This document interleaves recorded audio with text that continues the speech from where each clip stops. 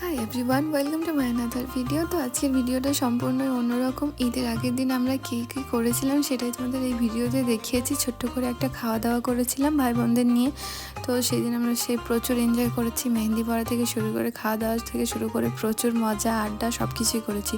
তো ভিডিওটা যদি তোমাদের ভালো লাগে তো অবশ্যই আমার চ্যানেলটা সাবস্ক্রাইব করবে, লাইক শেয়ার করে দেবে। Thank you.